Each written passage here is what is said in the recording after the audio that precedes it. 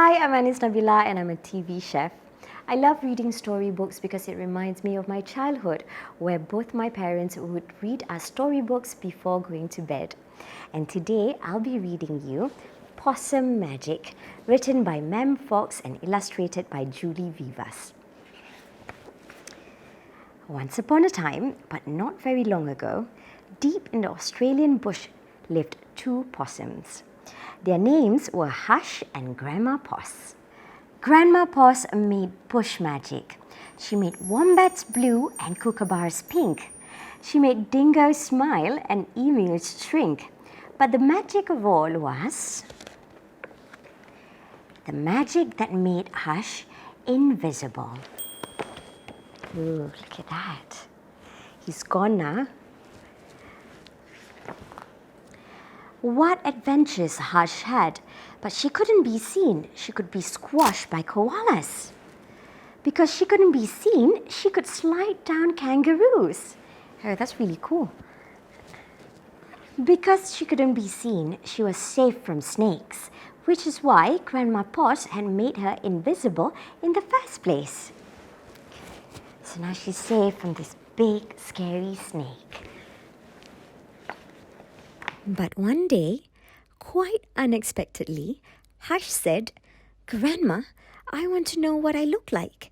Please, could you make me visible again?" "Of course I can," said Grandma Poss, and she began to look through her magic books. She looked into this book and she looked into that. There was magic for thin, magic for fat, magic for tall, and magic for small. I might need that.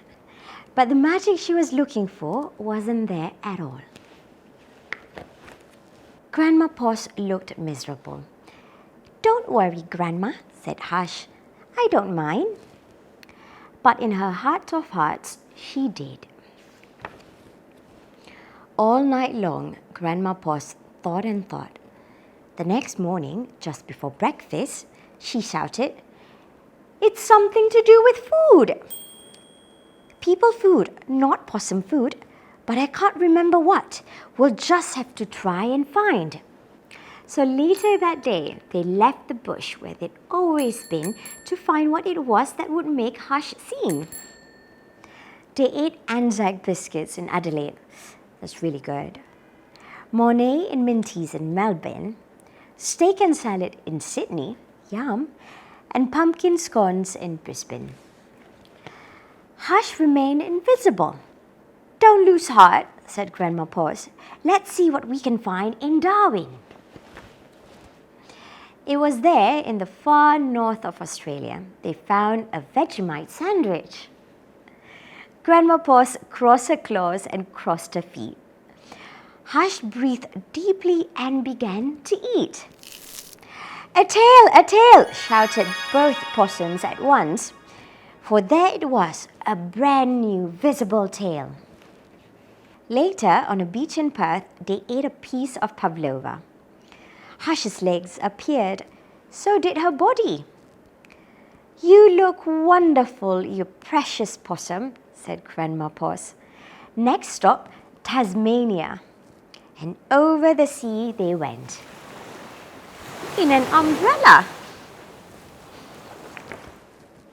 In Hobart, late one night in the kitchens of the casino, they saw a lamington on a plate.